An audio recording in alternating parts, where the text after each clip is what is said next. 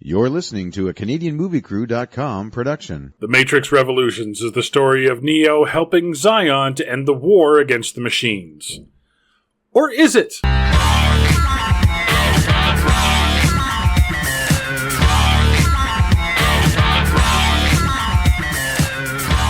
Welcome back to the Yours It Movie podcast, where we try to find the real story behind the story. I'm Derek.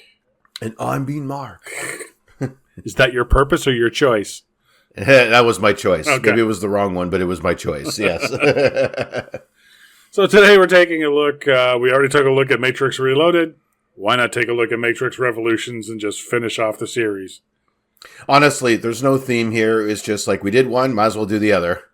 Although I would love to take a stab at the Matrix, but well. let me put that out there, maybe for later. All right. If the fans ask for it, we'll do it. So welcome to the show, Mary Alice, who plays the new Oracle.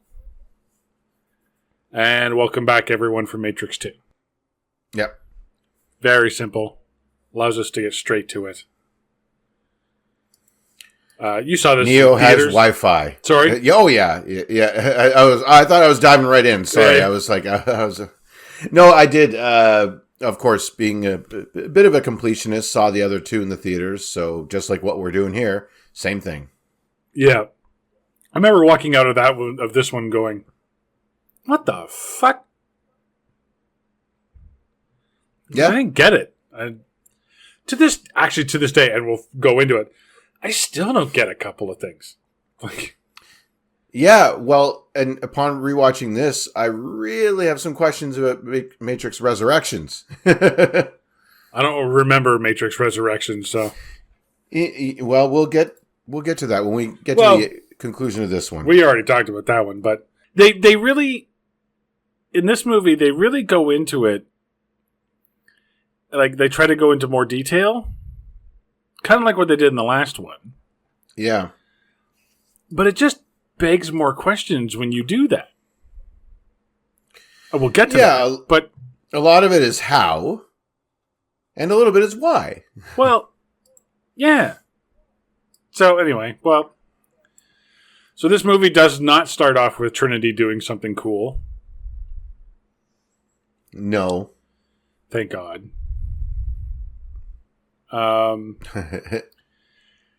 Now this one starts. Remind me how this starts off. Does it start off with the I think, was it Neo wakes up at the train station? Neo wakes up in limbo? Yeah. So Neo got Wi-Fi somehow, so he's able to be in the Matrix without being in the Matrix or jacking in. That I'm not 100% on. How does he stay jacked in without being jacked in? It's like he got Wi-Fi. That's yeah, the only. But in this world, because it's well, he like it has to do with Smith interacting with him somehow, because Smith is now able to go from the physical from Smith the digital didn't interact world with him in the last movie, other than the. Well, he tried to copy himself on top of him. Yeah. At the end there. So I don't know if that had anything to do with it, but somehow Neo ends up with the power of being able to interact with electronic devices outside of the Matrix. The Sentinels. He was able to stop them cold. Yeah. Well, because it said, yeah. See, he mutates essentially and gets superpowers in the real world. But the Oracle says in this movie that the one's power is connected to the source. Yeah. Right? Which, okay, that comes in later on. But then she says the one's power extends beyond the Matrix and into your world. They never tell you how. How? But that's the thing. It's like... Yeah, there's... What is it about... What changed in Neo that... And Neo asks, she's like, how? And then she's like, But she dodges every question that the writers don't have an answer to. It doesn't matter. Oh yeah, you don't she need dodges to know them like Neo dodges bullets. Yeah. Yeah. Yeah. It's like, how? Nope. Yeah. You can always boom, boom, boom, boom, boom, and do that weird. And they said limbo is between the Matrix and the real world. Again, how? What do you mean? Like, is there like a whole building with a mainframe that's just not really the Matrix, but I don't. Yeah, they're not going to tell you. They are not going to tell you. And they said, and he meets up with the Indian family, and this is a program he wants to take Sati out of the Matrix and put her into the real world so that she's safe. But where would she go? Because if a program went into the real world, it doesn't have a body. It doesn't have a body. They wouldn't exist. Yeah. But they're trying to do that so she avoids deletion, which, duh.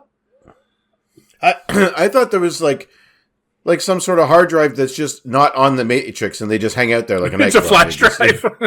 It's just that's about all I can think of. It's like a 4 terabyte. It's plugged into a wall somewhere, and here's the USB cable. You just take this. That's the train path. You just take this USB cable. Take the bus. Yeah. Well, the train in this case. And you take the train to this external hard drive, and there you go. Now you're just around. Yeah. See, again, and I could just see the Wachowskis writing this movie and just falling over on the bed with the script, just throwing the papers of the script up in the air and just rubbing the papers all over themselves like, my masterpiece. And it's like, no, but this only makes sense to you. It really goes beyond science fiction into fantasy, essentially. Yeah, like this world only makes sense to you. You're not giving us enough information to understand. No. There's nothing here that So, like the closest thing they get is Smith and this Bane dude, where the program inhabits the body of a person, and that's how they get out of the Matrix. So if they had stuck with that, where these programs were being taken and they're overwriting the brain patterns of actual living people, right? Now we might have something. But only Smith can do that. Only Smith can do that. But if somehow this train man could facilitate that for others, then we would have something. But the train man is a program. See that, and this is my thing. My first note is I think Jada Pinkett Smith is in the Matrix, and she makes a call. Right, somebody makes a call to the. I want to know how that works. I want to know how picking up a phone and dialing the operator always and automatically for you calls someone in a ship somewhere. The right person. Yeah, too. That's what I mean. You don't get there's no wrong number. Yeah, like they never get 411. Yeah. Sorry, wrong. Oh, this is the Nebuchadnezzar. Sorry, I was looking for the logos. My bad. Yeah, like when he says operator. Like, okay, yeah, I'm looking for the number for Bob's Pizza Shack. It's like, click. Yeah. Or does he actually have to answer the question? I don't know. And if they need a hard line to get out, how are they able to call from their cell phones? Because they're always calling from their cell phones too. Hey, I need a hard line. Get me out of here, or whatever. Yeah. How does that work? Explain that. I don't want to say symbolism, or metaphor, but it's like the program is using the hardline visage as a facade for. Oh my god, I sound like them now, don't I? Okay. But it somehow, but it connects to this supposed, which the where it gets even weirder for me. You take that, and the next step in the line now, they have to broadcast. So they're using a wireless signal to get to a physical hardline to get people in and out of the Matrix.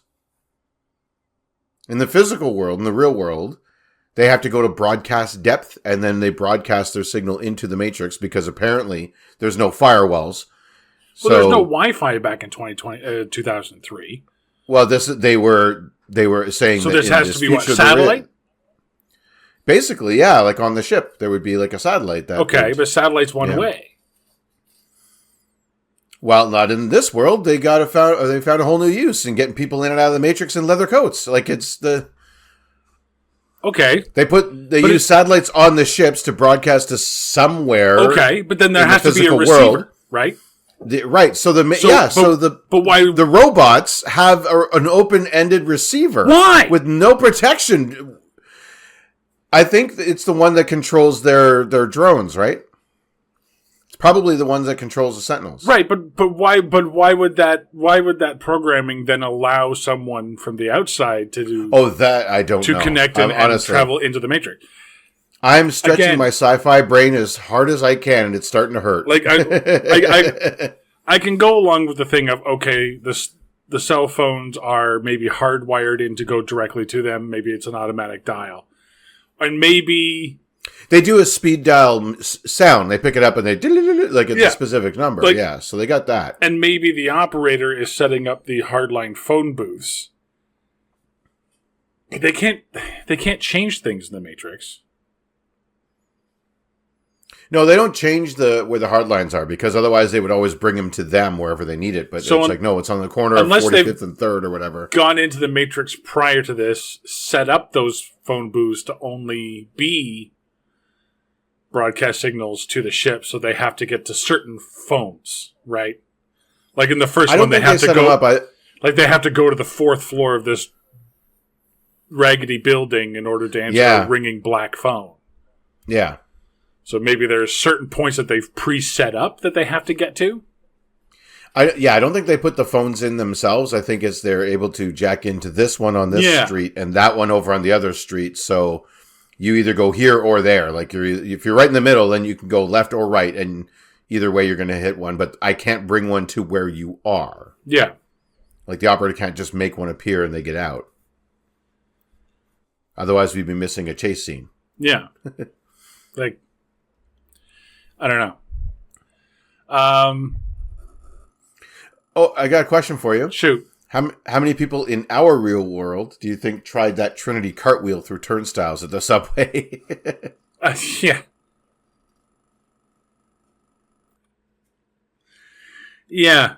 And that's another thing, too, is like, okay, I thought everyone in the Matrix was a human person, just living in the Matrix, being completely blissfully unaware. Yeah. But now apparently, and it seems like more so in this movie, everyone's a fucking program. A lot of people are. Yeah. Like it's like they only had so many people and then they filled it in with extras. But why? Why? I don't know. Why does an accounting software need to have a body? And a life and a wife and kids and a... You know what I mean? Like, I get certain things like the Merovingian or the Oracle or, the Architect or something to have, certain numbers of certain things to be in human form in order to keep control. You know what I mean? Or to keep an eye on things. Right. And that's the whole purpose of the Matrix, is to create the facade of a life for the people that are jacked in. So they don't know that they're actually just stuck in pods, right? They're living their lives mentally. Right. So you're right. There are control programs that are maintaining that. Yeah. Like the agents maintain control, over rogue programs or people that, like Neo, that get a little uppity. But it's starting to remind me of... The World's End, where they go to Simon Pegg and Nick Frost, they go to their hometown, they find out that everybody in town is a robot. Yeah. It's like, well, okay, sure, you've taken over this one town, but you've had to, take over, 95% of all people? Well, you didn't really take over, you just replaced everybody.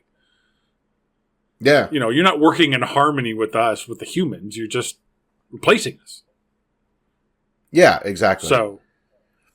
I don't know. But, you're right. Why does accounting, can you imagine you turn on your computer and then Excel is called in sick? You can't use it? Yeah. Oh, no, my kid got sick. My program won't work because my Excel called in sick because their kid's sick. You know what I mean? Yeah, you turn on your Switch and all of a sudden, Legend of Zelda has gone rogue. Has gone rogue, yeah. Yeah, exactly. All right, fine. Let me boot up Crash Bandicoot. Oh, it's on lunch break right now? Okay. Yeah, it's on break. Frig sakes, Pac-Man's on strike. Son of a bitch. Come back in 15 minutes, yeah. Yeah, Crash Bandicoot hasn't clocked in yet. Yeah. Gran Turismo's gone fishing. Like, what are you even talking about? And then he gets talking to the Indian guy, and he keeps saying things like, "Oh, I've never heard programs talk of love, but love is a word." I'm like, yeah, that doesn't answer my fucking question. Yeah, that doesn't mean shit. It's the emotion that the word implies, and I'm like, okay, but also no. Like he says later on, he says, "Oh, you believe in karma? No, karma's a word." I'm like, stop saying that. He says karma means what I am here to do. I'm like, no, that's not what it means, actually. No. That word is purpose. And you should know that word because you use it 1,000,000 times in this movie. You used it 1,000,000 times in the last one. Were you not around when Smith was talking? I just wanted to come back and go, the is a word. It means purple raccoons will fly through the air. Or it doesn't. You don't know. You're just a program. You're just making this shit up with PR. Karma means this is what I'm here to do. Shut the fuck up. Yeah, that's weird. That one's weird because now they're not even like. Why is a program waxing poetic? Yeah, and how does them saying it make it fact? Like this is what karma? No, that's not what karma means. Yeah. So now in your script, you're just making shit up that doesn't make sense. Oh, and that trend will continue. It'd be like, he's the train man, but he shows up with a cart of apples. Yeah. Well, this is a train. No, it's an apple. Well, train's a word. Fuck you. Train is just a word. It means yellow or little red fruit things. No, it doesn't. I took a small course earlier this week on the transportation of dangerous goods. Okay. And safety and stuff. It is important stuff, but at one point, one of the statements was like, how do you know when you need this? Like, right? You need this when you're carrying a good that needs this. Yeah. I was like, wait, what? That's like when you'd ask your teacher how to spell a word in grade 6 and she would tell you to look it up in the dictionary. It's like, Yeah. I'm surprised the course wasn't like, just Google it. All right, we're transporting this dangerous good. I just Google what you need. Just okay. Google. Just Google it. $300. What was the comic? I asked my teacher how to spell a word. She told me to look it up in the dictionary. It took me 3 hours because the word I was trying to look up was pneumonia. Oh. Old style joke. But all right, I have a question. If a program, i.e. Train Man, shoots another program, i.e. Seraph, does he die? He's not human. So would the program be magically deleted? Yes? Question mark? Like, would that be just like a 401 file not found error? Again, kind of a piss off. You want to start a Word document and it got shot. and it's not on your hard drive anymore. You're going to open up Word. Sorry, Train Man shot your program. What? What? Yeah. Oh, we lost a member of our of our Microsoft Office suite today. Yeah. Why is the Microsoft logo at half-mast? You know. Yeah. And my other question is if they're fast enough to use matrix speed, which would allow you to dodge bullets, what's the point of even attempting to shoot them in the first place? I don't know. Get them off guard, I guess. You know, that's all they have, right? Yeah, I know. Like they're not coming up with bendy bullets like Wanted, although they should have. Yeah. Like honestly, see our past episode on Wanted. They can change the program itself can do whatever the fuck it wants. Apparently, right? It can fucking go on vacation, take a sabbatical, move. Have babies. You know, have babies. Yeah. You know, heartbreak apparently is part of. You know what I mean? No, so heartbreak why not? is a word. Oh, we've. Yeah, here we go. We've built a Neo-seeking bullet. Oh, look, here's a whole chamber of them. You know what I mean? Like, there, done. Yeah. You said programs that can see into the future. Yeah, but yet can't press. Can see up to a choice they don't understand. Yeah. Okay. But yet they can't make Neo stop, right? Like the program. Neo stop? Neo it's like stop. Neosporin, but for Neo stop. Yeah, exactly. Just put a little bit of this on your train, and he won't go anywhere. That's, put some on put some on this side of the tunnel. Put some on this side of the tunnel, and it just loop forever like Batman. I do like the addition of Seraph to the team, though. Like the guy's a good, film martial artist. It's entertaining to watch him kicking ass, right? Like he's fast, he can move, he knows the actor knows what he's doing. Yeah, sure. But so for that, sure. And like that scene, it's like the Wachowskis while they're laying in bed, going, rubbing themselves with their script. It's like, what haven't we done yet? I know, ceiling fighting. Let's just do that. Okay, so I'm watching this scene and I'm like, okay, either running on the ceiling immediately makes you impervious to bullets, or firing a gun without aiming is absolutely useless. Because no one aims; they just point. There's so many scenes where they're pointing right at them, and they don't. And it's nothing just hits. stay and spray. That's all. It's just Oh my god! I'm just throwing. I'm just gonna spray these ones and zeros all over the place. Yeah.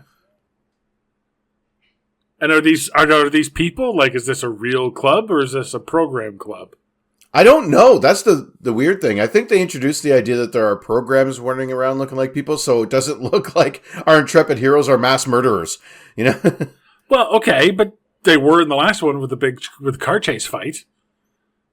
Oh, exactly, right? So how many of those were programs? How many of those were real people? We don't know. Like, we don't see the field and the lights going out, like I said in the last one, right? Okay. And you would think the Matrix would be like, whoa, okay, kid, can we just go over here and fight? I don't want you ruining my batteries. Yeah, and I guess the big question I have in this one is why is the Oracle trying to help Neo save Zion? I don't know what their stake in it is. Not a clue. That's the thing. It's like, it's kind of like the Oracle is this universe's Dark Knight Joker. She just wants to see the world burn. I guess. Yeah, that's about as good an explanation as any. Yeah. Because she's like, no, I want this. I want the same thing that you do. Well, he wants Zion to be saved. So why? I think we need Michael Caine to come in and explain it to us. Like, you're going to be around no matter what. You're going to be brought back. Now, I know then you have the whole X factor of Smith, right? Yeah. So maybe this time around when they destroy Zion and restart and reboot the Matrix, it's never had a Smith before. So now he has... Yeah. They say he has the ability to destroy the world, and he wants to burn the world to the ground because no reasons. Just angry. He's just an angry program that got out of control. Right. That's the implication, that if the computers destroy the humans, Smith will take over the Matrix and then take over all the computers. So then it'd be like the whole. Now the source will be Smith. It'd be that one program with that weird Sentinel baby face going, purpose. I don't have a purpose. I killed everybody, so I don't have a purpose. Yeah. So, yeah, like I said, to what end? Yeah. Does he just want to live in a world with himself and all his clones? I guess. And because that's what he's doing. Giant Smith orgies every night? Like, me, and also me. And me too. Oh, no need to get a mirror. There's more me. It's a mirror. Woohoo! One of them shows up to the orgy and goes, all me's again. Yeah.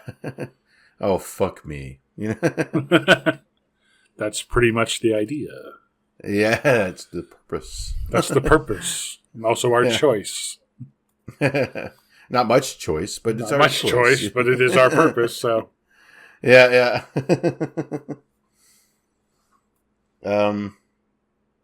Oh, okay. They walk into the leather bar, the Merovingians' fetish leather bar, or whatever it is. And I wrote down, oh, so this is the place where Bane from Batman came from? I guess so, yeah. Yeah. Yeah, he's got the thing, and, you know. I was a rogue program once, you know. See, this is what we need Michael Caine to explain. I was chasing this program through Rangoon, you say. And it was a rogue program. Yeah, Michael Caine is Smith, you know. Like 40 years ago, Michael Caine is Smith, you know. What is my purpose, Master Wayne, you know? Or do I even get a choice?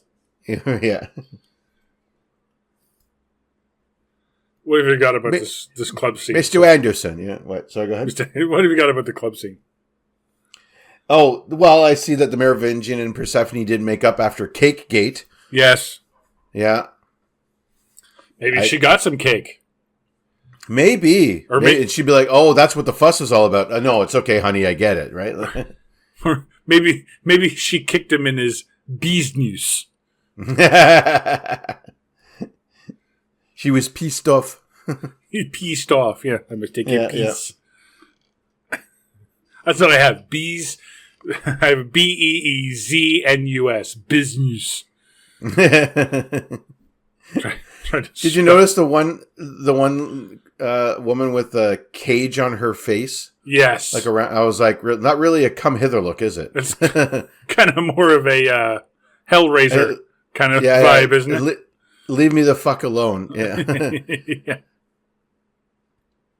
Who goes to an orgy and has a cage around their face? That's not really. You imagine being an ex of Cage Face, and it's like, oh, dude, your ex is here. Oh, no, not Cage Face. Yeah. Oh, man. No. She wanted the cage on all the time. Yeah. Yeah. She showers with that thing. You know that? It's weird. I think it's rusted shut. It's going to rust one day. Yeah. I don't think she can take it off now. It's Oh yeah, and I call this one in the club. I call this Action and Consequence 2 Leather Boogaloo. Is this scene this sequence here because it's more choice and consequence and whatever. Purpose and choice. And consequence. And action and consequence. Action and consequence. To make a deal, you must have something that I want. Persephone puts her boobs out, I stare at them. Action, consequence. Cause and effect, yeah. Cause and effect, yeah. Although I do notice, when Trinity's like, yeah, fuck your idea and blah, blah, blah, and they start kicking ass. Seraph turns around and kicks 4 guns out of 4 people's hands with one kick. I told you I was having fun with him on the team. Jesus Christ. Never seen Neo doing that. Christ.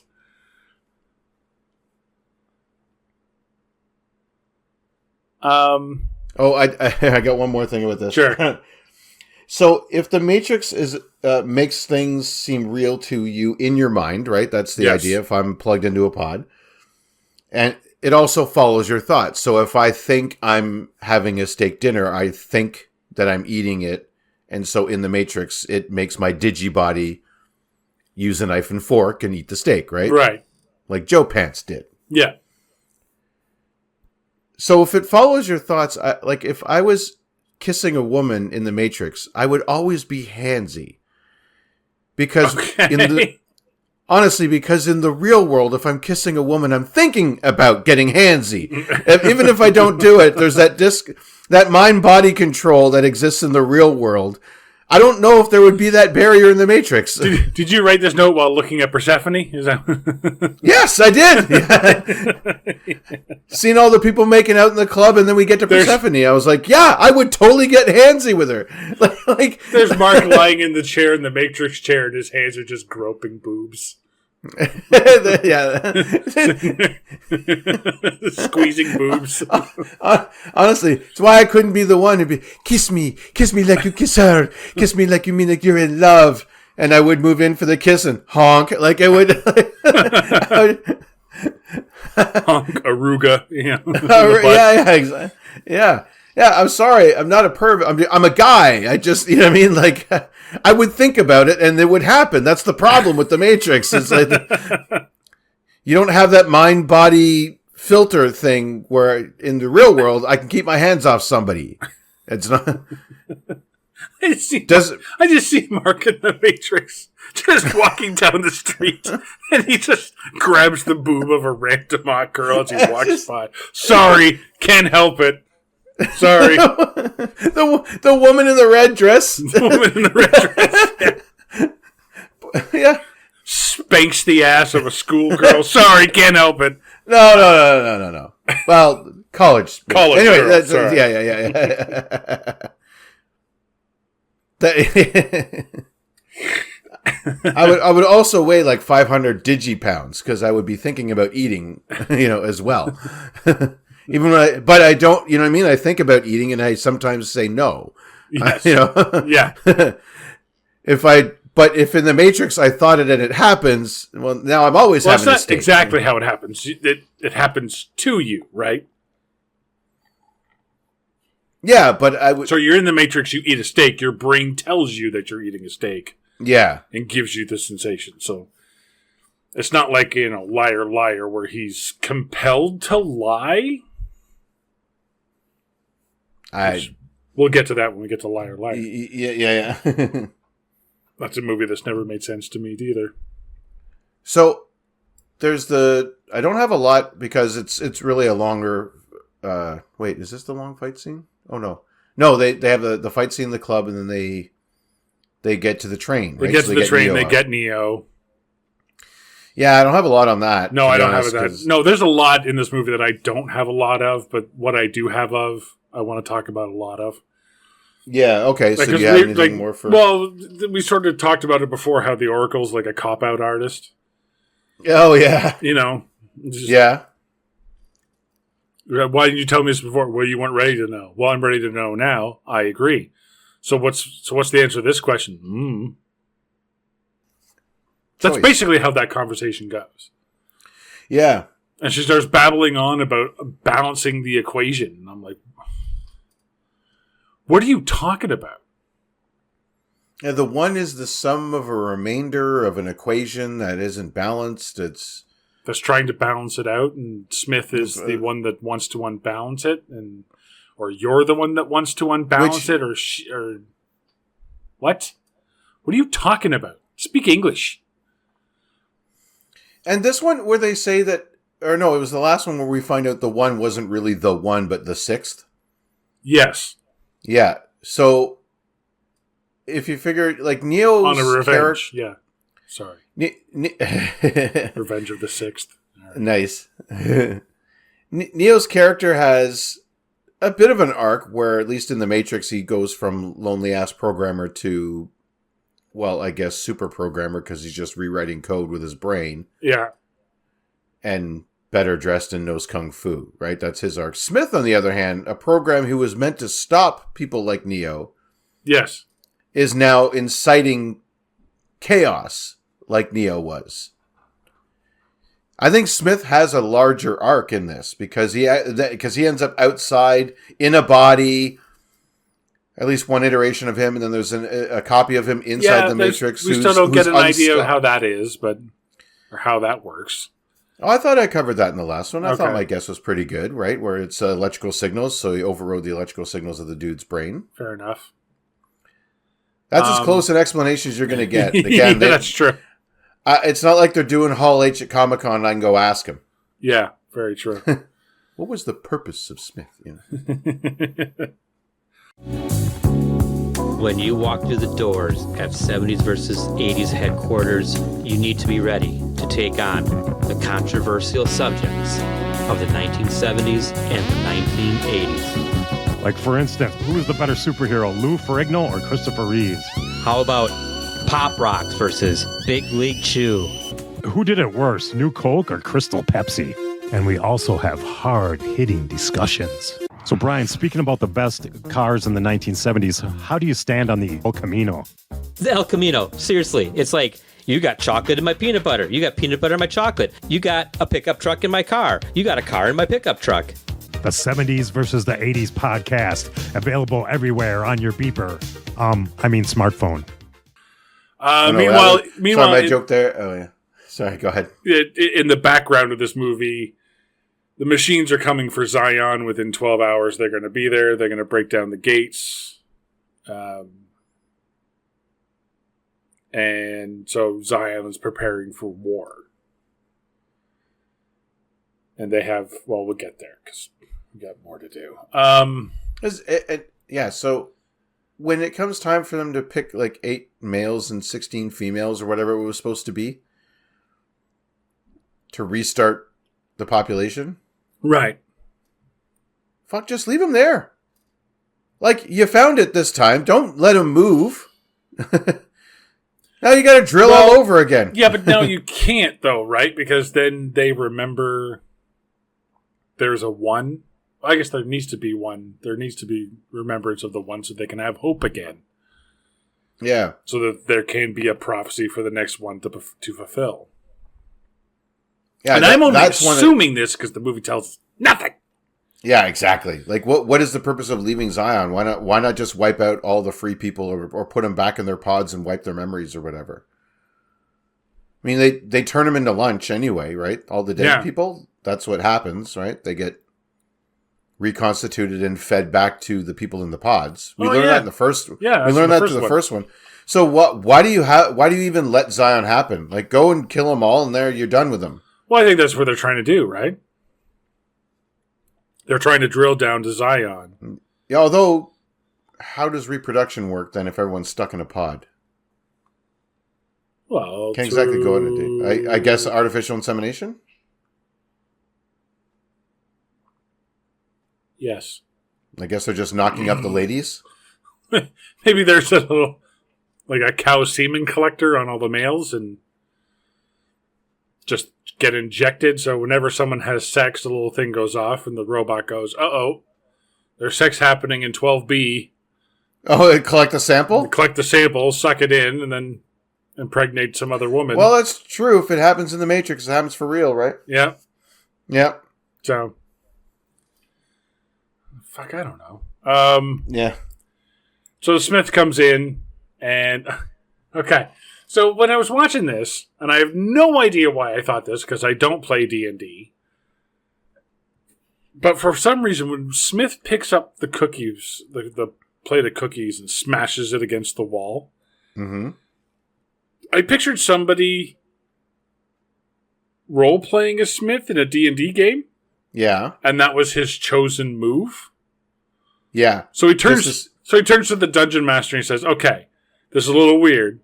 What I'd like to do is pick up the plate of cookies and throw them at the wall." And the dungeon master goes, "Okay, roll for dexterity." Like, yeah, pretty much. He's like, or make an attack roll against the plate of cookies. You know? Yeah, he's like, 6. He's like, "Fuck it, it's cookies. Good enough." Like, you know. Yeah, the difficulty. Don't roll a 1. If you roll a 1, you miss the plate of cookies. Yeah, you know, I have seen stuff like that. People will do shit in the game just to see how the dungeon master reacts, really, and what they're gonna do. Yeah, some people are dicks like that, or sometimes just fun. If I was the dungeon master, I'd just be like, "Kate, you just wasted 3 minutes. Go on." Yeah. It's your time. It's your game. Yep, exactly. It's like, all right. I mean, we can get to this monster fight, or we can throw cookies around. It's your choice. The shards of the broken cookies spell out, "Take the left, you dumbass," you know, or whatever. I don't know. Yeah, exactly. They land at the feet of the villain, I guess, would be the now you're in a bar fight or something, right? It's yeah. No. I mean, this. Oh, look, we've reached the sacred tree. I want to cut a branch off and start making fire. You know what I mean? Like, okay, I guess. Like, sure. Lightning strikes you because you're attacking the sacred tree. You're desecrating a whole dead. Tree. Yeah. The patron that resides. the god inside the tree comes out. Roll for initiative. Like, it's time to fight. You're now fighting a level 20 god. Okay. Fuck, I just wanted you to pick an apple. Fuck. Yeah, jeepers cripes. You were just supposed to talk to the squirrel or something, like. So this is where Smith takes over the Oracle. And now apparently he can see into the future. Okay. Did you see the continuity stuff after he visits the Oracle? How so? When the movie opens, Neo's on a slab in the medical office, I guess, in the infirmary. Yep. And he's jacking into the Matrix wirelessly. Right. But once he's done talking to the Oracle, he's in the chair. When did that happen? We never see Neo get up and be like, oh, no. Oh, that was so not awesome. You know what I mean? And talk to Trinity after recovering from his coma. He just comes out of the Matrix and he's in the chair, jacked in. Did they move him there and plug him in?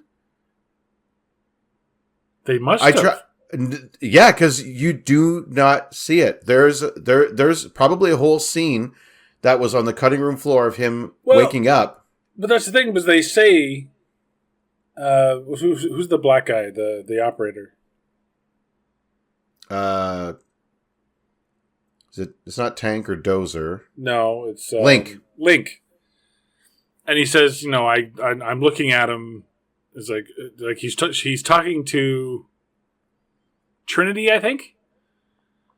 He says, is Neo with you? She's like, yeah, can't you see him? He's like, no, I see something is there, but I don't recognize it.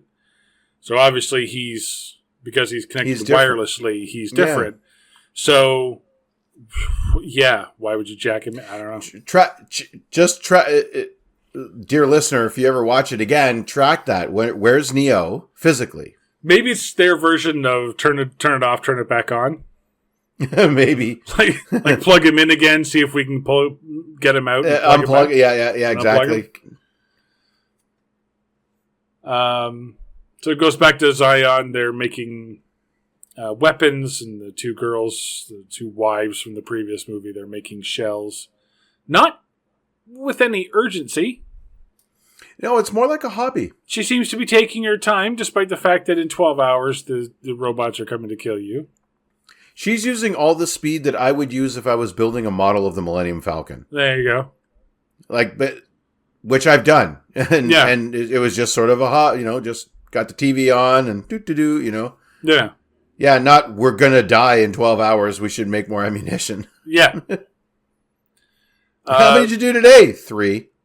Great. That'll hold them. With your 3 and her 3, wow, we've got a 6-pack of rockets. We can really mount an offensive here. Yeah, look out, computer guys, So Neo wakes up and he has to do some thinking. Rolls eyes. Yeah. And he comes to the conclusion.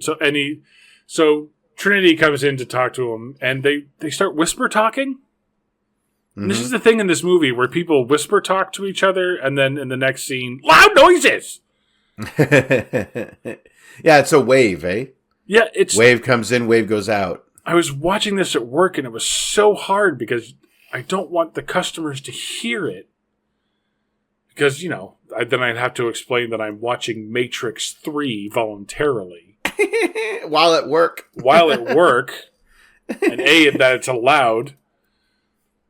So Did you run into Smith saying, Mr. Anderson, and the customer's like, huh? Huh? No, not you, a different Mr. Anderson, sorry. No, thankfully. Mr. Anderson, what do you want? Turning up and down the volume, I'm just trying to get on the elevator up to my room. What do you want? Because it goes from, Neo, and I'm in love with you, and I just want to be with you, and I've always loved you. And yes, I know, Trinity, I love you too, to fire upwards. You have Matrix ASMR. Yeah, yeah. Maybe that's how it got started. Someone was high off the rocker and was like, do you remember all the whispery parts of the Matrix? Wasn't that cool? What if you just did that? No, it was 2003. We were So much smarter back then. Yeah. I see it takes a worldwide cataclysmic event for Americans to switch to metric. Apparently. Because Jada Pinkett Smith is driving her ship. She's like 1,400 meters, 700 meters. And I'm like, wait a minute. Did they have to tell Jada Pinkett Smith what a meter, and everyone in that cockpit what a meter was? Except for the Europeans. The Europeans were fine. Yeah. And Keanu was fine. Yeah. He's Canadian. Yeah. Yeah. So... that was in his rider. Okay, I'll do the movie, but like all the measurements have to be in meters and kilometers, you know. Or else I just totally won't understand it. I'll do your Kung Fu space movie. Everything has got to be in kilometers for me, you know. Yeah. or I won't get it. So anything else before the big battle scene at the end? Oh yeah, yeah. When they're making their oh wait, hang on. Oh, I went a bit too far down. So I love Morpheus's arc here. He introduces Neo, tells him he's the one, trains him, fights for him, almost dies for him several times, and before the third movie even starts, he's already been told, "Nah, you were wrong the whole time. Enjoy having nothing left to live for." Your girl's gone. Your prophecy was a farce. Who tells him that? Well, Neo finds out that he's not the one. That's in the first movie, though, right? No, in the second one, right? When he finds out he's one of 6 ones and... Oh, right. Yeah. So... Well, you don't have to believe for me to believe that it's real. Huh? Like... That's what Morpheus says in the second one. Yeah. The best thing about my beliefs is you don't have to believe to have me believe in purpose and choice. Yeah. Because that's just all the words we're using. Go ahead, sorry. All right, you guys ready? Purpose! Believe!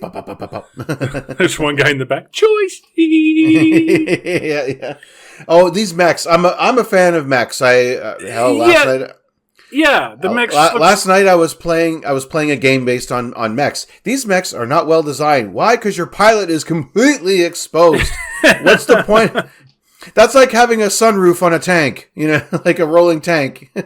Yeah, and I thought they were just as stupid looking when Avatar stole them. Because these are the exact same suits. Yeah, that's the same suits.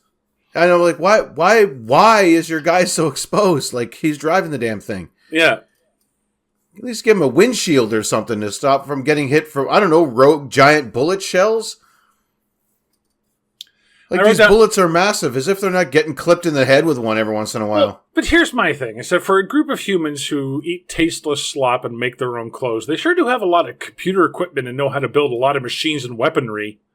Oh, yeah. All kinds of cool shit. Like, you make air circulators and water cleaners and fast-moving elevators. Yet you live in a literal hole in the wall.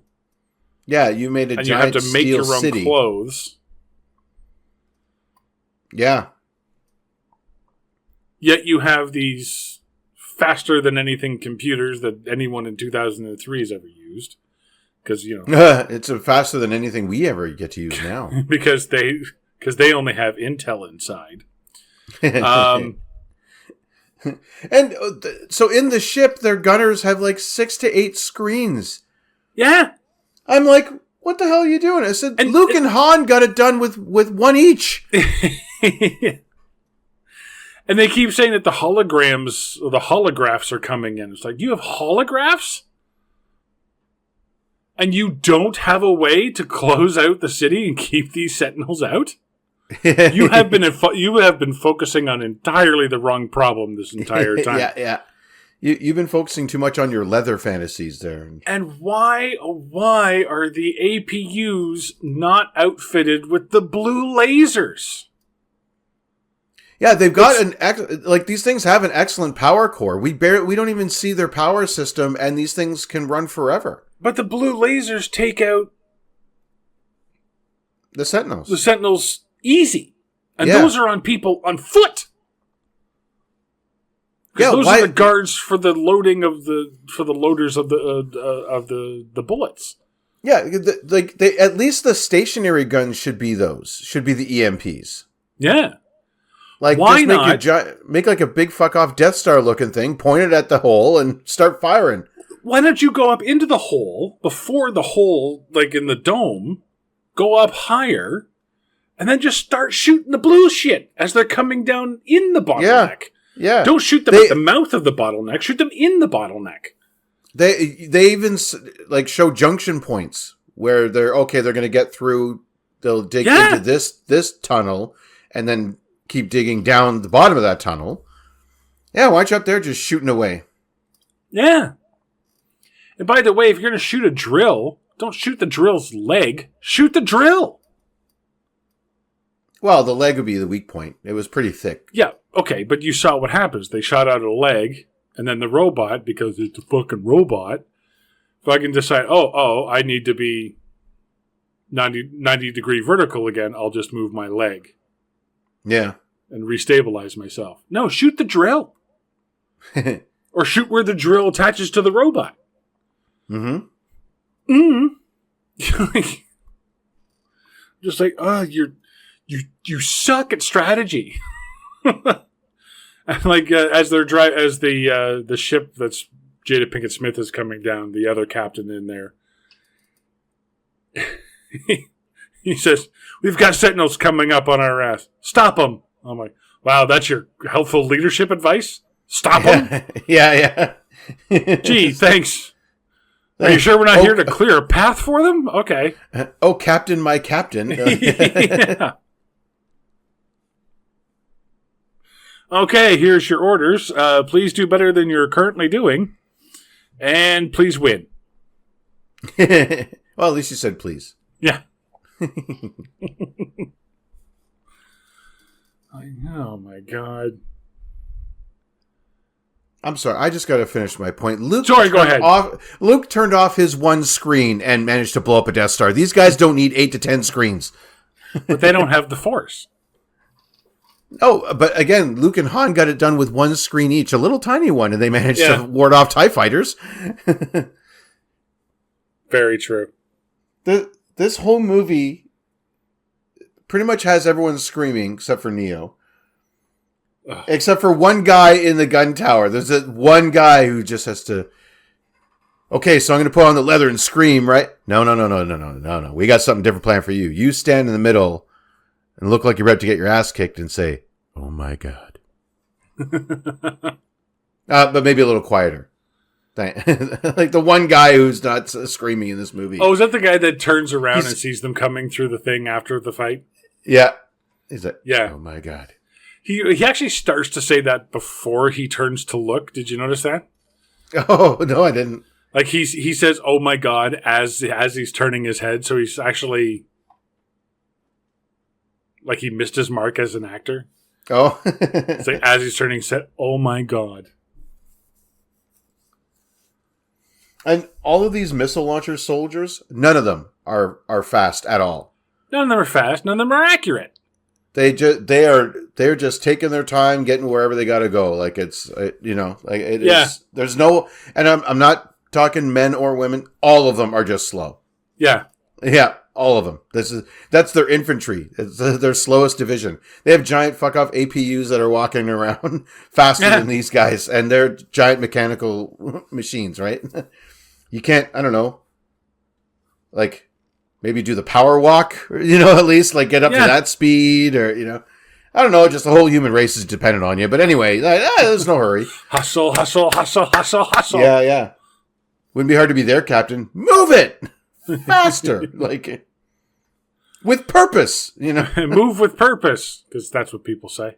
That's right. I said for machines who assumingly have high-powered processing power, they sure don't have the ability to reach at a simple woman in a catwalk. Yeah. Oh, well, I don't know where I'm getting in here. They're like you ever seen like a dog who's lost his ball through like a gate? Yeah. And he just keeps putting his paw through in vain trying to get that the ball. That's what these things were doing. It's the dog with the ball stuck under the couch. Yeah. Yeah. Yes, thank you. Thank you. Yeah. Stuck under the couch, and the dog can't fit under the couch. Yeah. You know who can? Smaller dog. Just saying. They should have made some smaller dogs. But just make better fucking... Okay. Yeah. So, anything else, sorry, on that before we get to Neo and Trinity?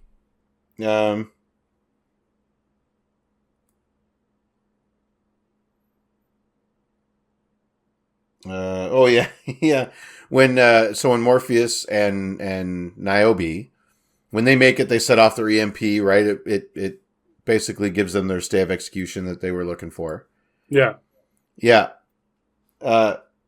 He goes to her. He says, "You did it," and she says, "We did it." And they cut back to him. In his brain, it's like, "We gonna do it again?" Yeah. That's funny considering my later note. So Trinity goes with Neo to the surface because he thinks he can talk to the machines and get them to understand. The enemy of my enemy is my friend. Like none of the other ones ever tried this before. Right. Well, apparently, yeah, because if you think back to the second movie, he's the first one not to go for his girlfriend and not the source, which would automatically kill him, which would then restart everything. Right. So he goes up and they go through the whole thing, and I guess he fights Bane, who keeps calling him Mr. Anderson, and it takes him for fucking ever to realize that there's only one person who's ever called him Mr. Anderson, and it was fucking Smith.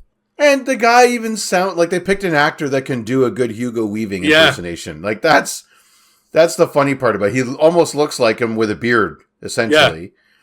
And he sounds like him, and he's saying he's enunciating the same way. Yeah.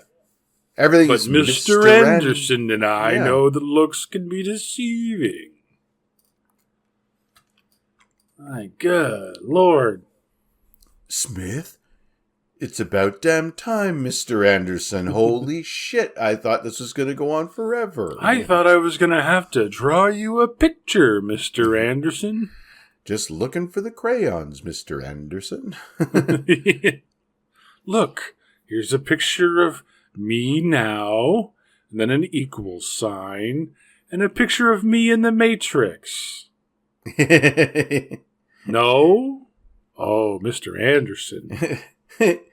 Here's me and you stick fighting in the park. Yeah. You just drawing stick people doing kung fu. Yeah. Now I'm adding another me. And then another me. Then another me. No? No. Okay. You know what? I'm just going to hit you in the face. Yeah. Maybe I'll just punch you in the face now. Yeah. So he kills Bane, but he's blind. He has flame vision. But it doesn't matter because he can feel everything anyway.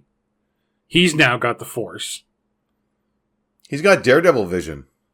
Yeah, but he's also got the Force. He says, "Yeah, have you seen these rows? No, but I can feel them." It's like his powers keep changing because he keeps saying, "I can feel it, I can see it, I can feel it, I can see it." It's like they're on a 20-minute timer and it just switches back and forth.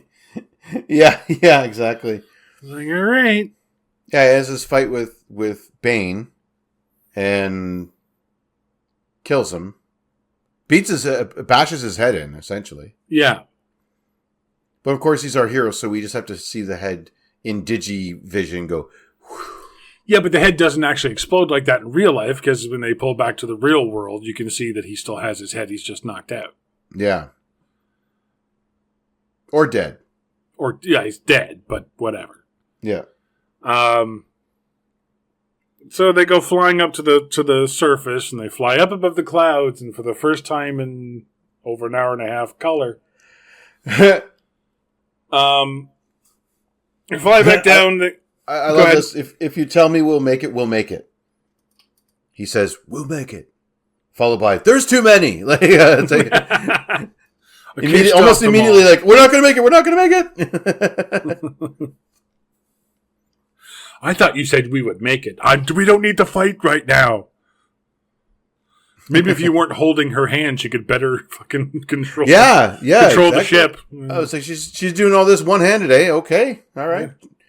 I This thought is what Naomi was a good pilot, but no. Look, Mark, this is what happens when you let the women drive.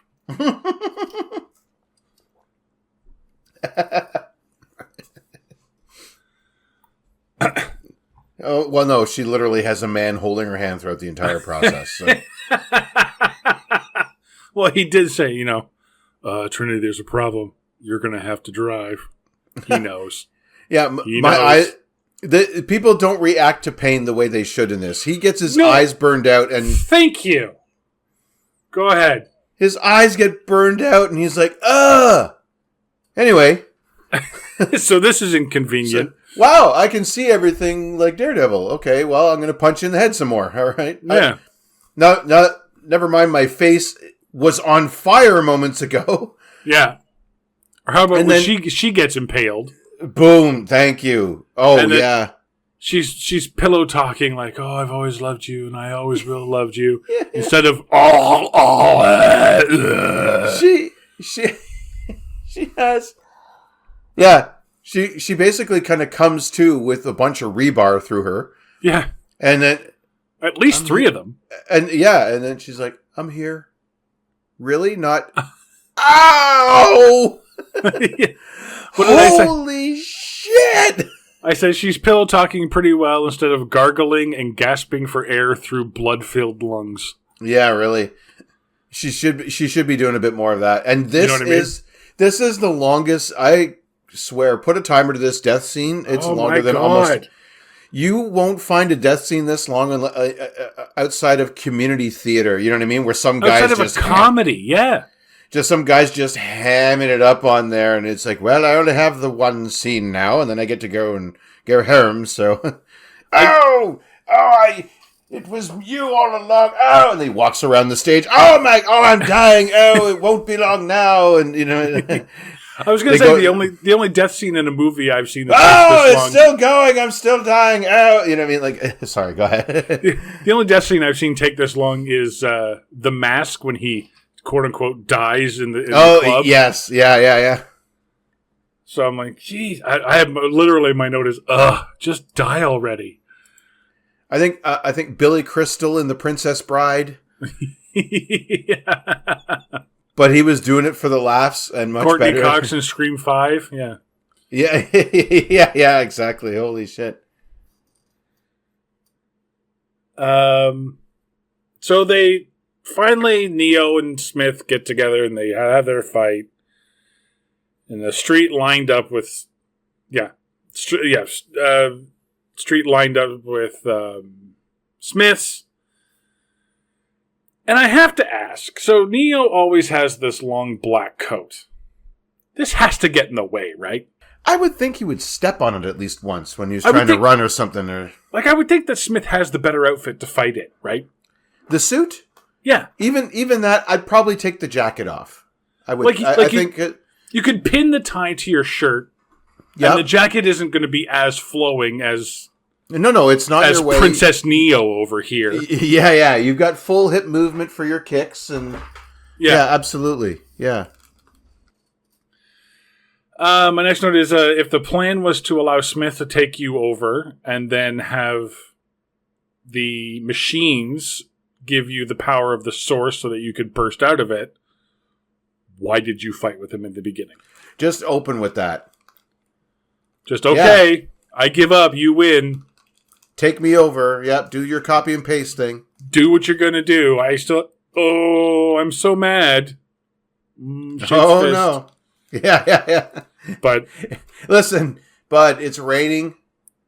I don't know why, because it's a fucking computer in here. yeah, Like, can we just stop Listen. that? Like, this movie's already been 2 hours. Let's save them 10 long, boring, boobless minutes. yeah. Hey, listen, my girlfriend is still dying out there. Like, she's taking her. I only have about 20 more minutes, so can we get this before she's gone?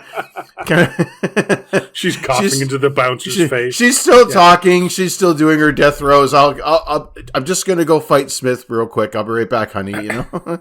Yeah.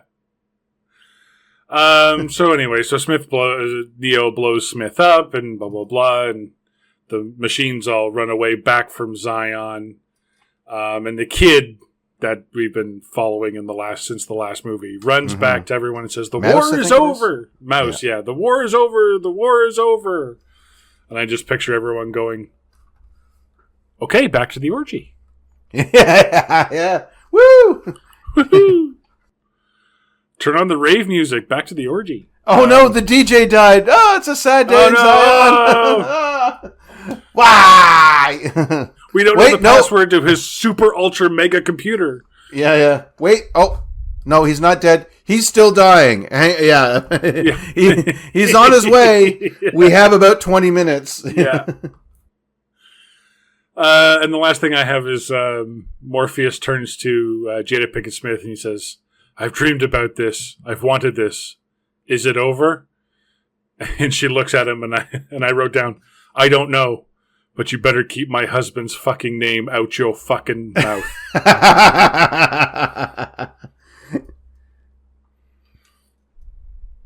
So, and apparently there's a deal between the architect and the Oracle about how anyone who wants to be released from the Matrix will be.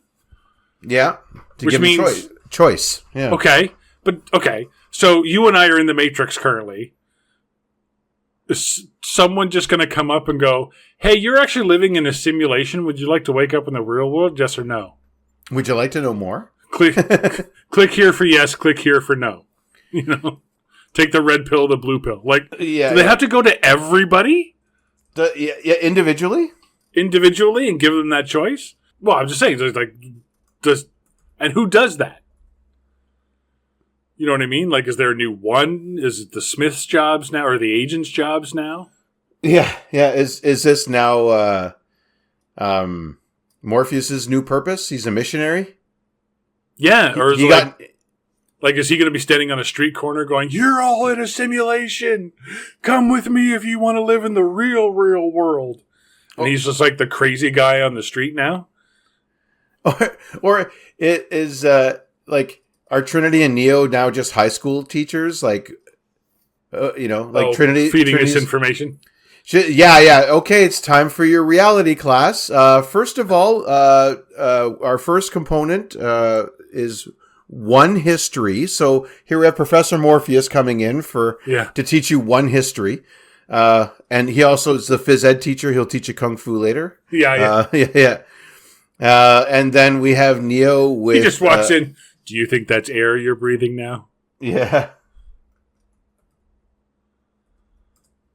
And then Neo comes in. It's like, "Just watch me fly," and he takes off. Yeah, exactly. The whole battery thing, yeah. bunch of 17-year-olds walking. You're about to turn 18. Time to make your choice next year. And it's like driving lessons. They have to stay after. They go into the white room. They sit in the big leather chair. Professor Morpheus asks them what is real. They have the battery thing. And to counter that, the architect offers to help, but he just bores everybody into submission so they stay in the Matrix. Well, the one flaw with this plan that pretty much all the high school boys, when they're given the woman in the red dress test, would be like, "Yeah, I'm staying." Wait, what's it like outside? And the woman with the red dress is in here? "Yeah, no, I'm staying." Yeah. So wait a minute.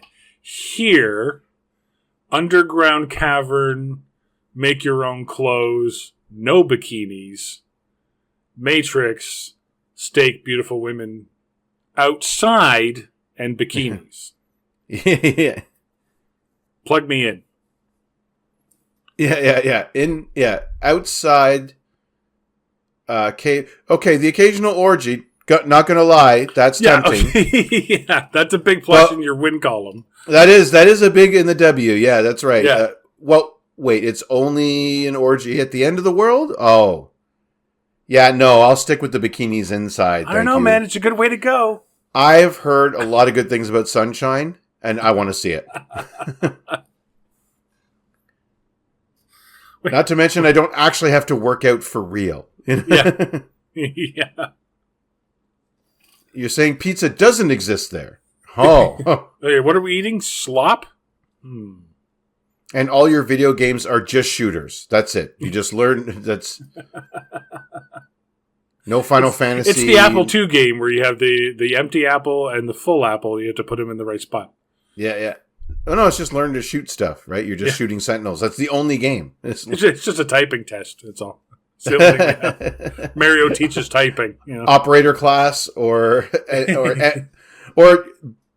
tech genius, I guess, is the next one because we're building hovercrafts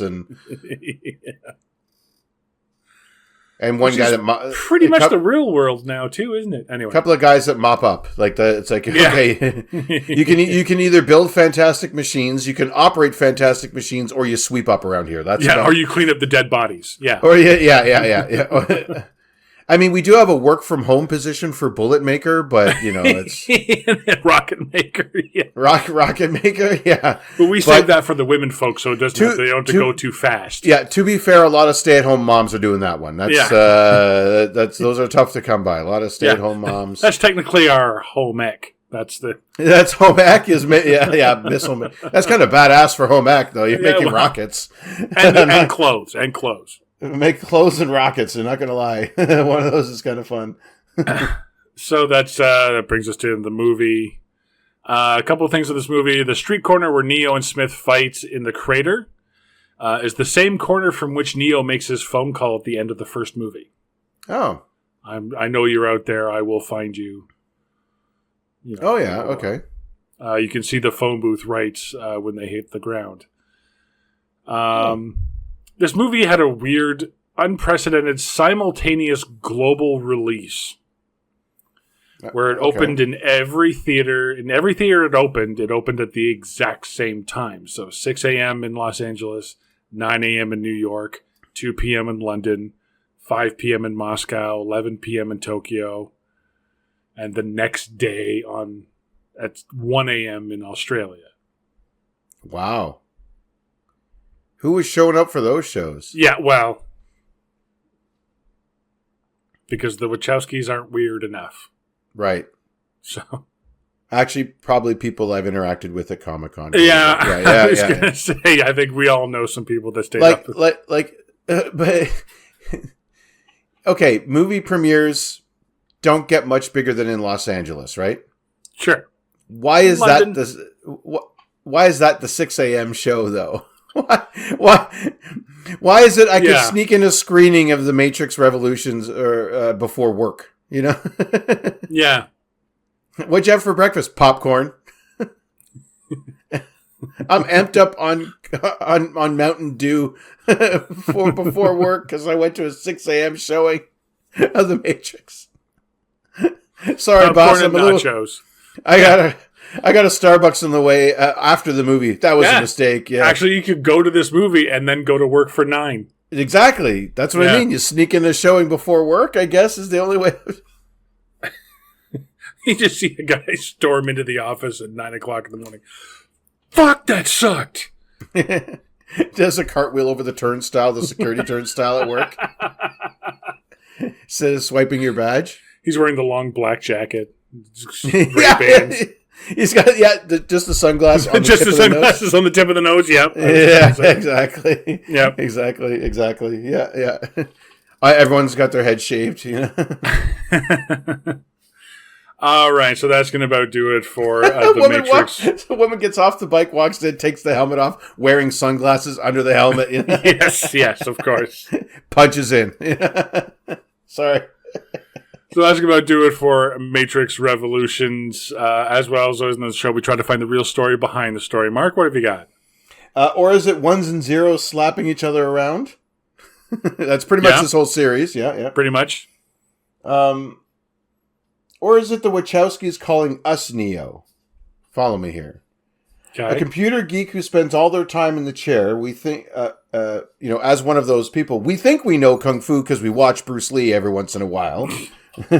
And when push comes to shove, we get our asses kicked. Like I wrote that during the Neo and Bane fight, because now he actually physically has to move.